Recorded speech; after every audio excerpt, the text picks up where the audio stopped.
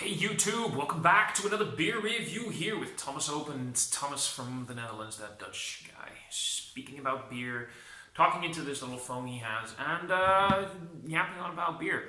Hey guys, yeah, I know that I usually say that I want to do Dutch beers in my English reviews because I think it's fun to get some stuff out there that is really local, you know, there's local Dutch beer, something that isn't widely available in the rest of the world. Although, you know, some of them are, you know, you get some of these Dutch brewers that have become pretty well known throughout the rest of the world. Anyway, what we got here is something from the UK. I've been dying to review this beer, and I figured, you know what, let's go for an English one. Let's go for an English review for an English beer. Why the hell not? It's a beer from the Wild Beer Company, the Wild Beer Co., in collaboration with Magic Rock Brewing, also from the UK. And it's their Ghost Zapper. It's a sour ale coming in at 5.4% ABV. It's got a little story time on the back. You know, it's an interesting label. I hope you can guys see it a little bit. It's the standard stag logo from the Wild Beer with Magic Rock Brewing in it. You know, it's very simple, but it sort of pops out though, doesn't it? The Wild Beer Co. Ghost Zapper, wild plus fooders plus magic. Drink wildly different. Yeah, exceptional brewing stems from imagination and passion, not just a process and never average. Wild minds conceive, create, and craft beers that explore the boundaries of your palate. From what started as a relatively simple recipe, Ghost Zapper has evolved through spending over 14 months in one of our Napa Valley red wine fooders, highlighting how yeast and bacteria can build layers of complexity and depth through the oak aging process without the need for further blending. The single fooder release has been inoculated with the lees of a beer called Squashed Grape. Squashed grape is fermented with a local microflora present on the grape skins, giving stunning aromas of ripe stone fruit and a bright vinous acidity, balanced by oak and a little brown sugar richness from the malt. Food pairing, try a rich game pate or braised red meat like ox cheek for a sumptuous slow cook match. Yeah, that's it, you know. The best before date is 08/05/23. Yeah, this thing has got at least 4 years in it. It's a sour ale. It can probably last a little bit longer. Yeah, enough yapping. I mean, let's get this beer open, shall we? I am a huge fan of sour ales, and I am a huge... Oh, man, I really saved that one from going everywhere. Ooh, there we go. I am a huge fan of sour ales. I am a huge fan of red wine barreled beers. Wild Beer Co. does a lot of wild beers. Of course, they do a lot of dark beers as well. I believe lots of stouts. I have 2 stouts on standby by this brewing company. Anyway, might review those, might not. Let's get back to this one. It has this mahogany, oaky, red, brown hue to it with a very thin,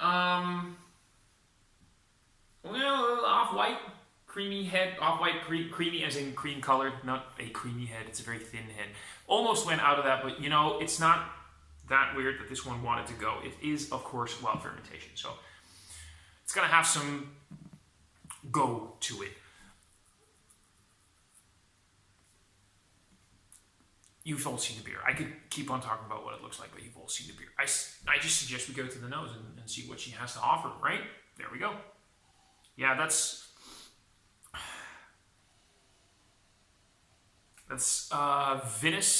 vinegar, and definitely that oaky character coming through pretty big. There is definitely a huge fruit component. I'm not getting much of that. Well, you know what? Lately, with all the when you think about stone fruits, for me, a lot of the IPAs I've been having lately, well, I'm the biggest IPA drinker. A lot of the IPAs that I've been having, you get the stone fruit component, you go think towards mango, you start thinking towards peach. There is a bit of a stone fruit component here, but maybe a little bit more towards apricot. Something like that. There's definitely that red wine, a red fruit component coming through. That's big, bold, and yeah, you get the sweet, sugary, malty. It really does remind me a little bit of a Flanders red ale. Red ale, you know, Flanders red, Flanders brown, those. Think about your Duchesse de Bourgogne, things like that.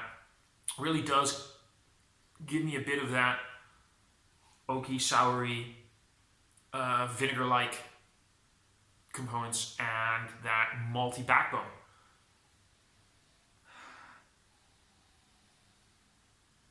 I'm trying to see if there's... Nah, really not getting much of that stone fruit. Maybe a little bit of like the apricot, but that sort of apricot jammy thing, but not overly hugely stone fruit. Maybe if after a while when it starts breathing a little bit, opens up a little bit more, I'll get a little bit of that. But so far the nose is, I can talk about what it smells like. It's beautiful. It's pretty. It's inviting. As a sour ale lover, it makes me want to drink it, and that's really what the aroma needs to do. It needs to invite you to want to taste it, and it does. It makes my mouth water, and I really can't wait. So I'm just going to see what it tastes like. Cheers.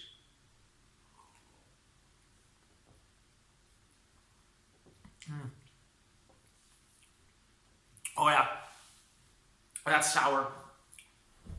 That's wild. That's wild yeast. It's that mouth-puckering sourness that you expect from a good vinegar. It's tart. It's still sweet though.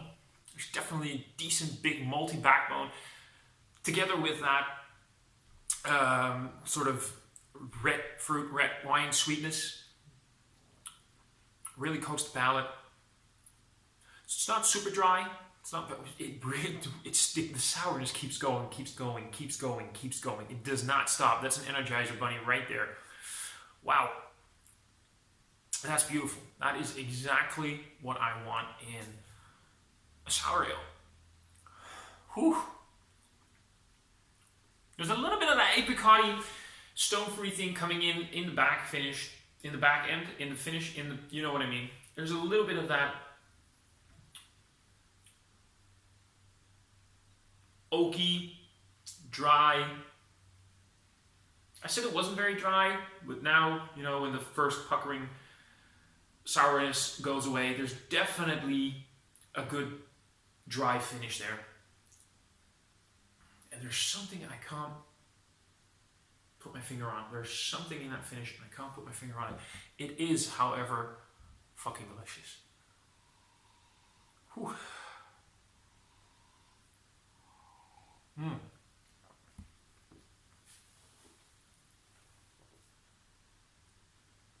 The malty components, the brown sugar components that they mention on the bottle. It's definitely not a sweet beer by any stretch of the imagination. This is not sweet. This is sour to begin with, but it is well balanced. There are sweet notes in there. And really you need them to make this palatable. That almost makes it sound as if it's not good without that sweetness, but it needs it because otherwise that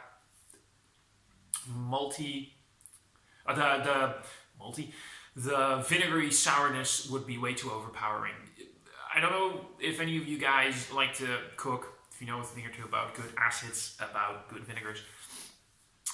You need that balance in a dressing between sweet and sour and salty and tangy. You need all of that to make your dressing nice. You often use good vinegar, like a red wine vinegar for that. It has that same level of sweetness that a well-aged, older, higher quality vinegar would have. So it is still sour, but it adds that little component to it. It is definitely... It is definitely one of the better sour ales I've had in a while. Usually, for me, the best sour ales come from Belgium. You're talking about your wild ales, your sour ales. Belgium rules. All those great sour ales from America. I can get them over here. They're pretty expensive. I don't think I've ever had a US-born wild ale. This is my first beer from the Wild Beer Company. This is my first, as far as I remember, UK-born sour ale. And it does not let down. It does not. I wish I had a few more of these. I think they're still not readily available because this is a limited, or no, not limited. This was a one-time release, I believe. At least I know. I just checked the website. I know it's discontinued. It's not something that they still make. I know where I bought it. I think there are still a few more bottles left at that web shop. Beer Dome, for those of you who are interested. But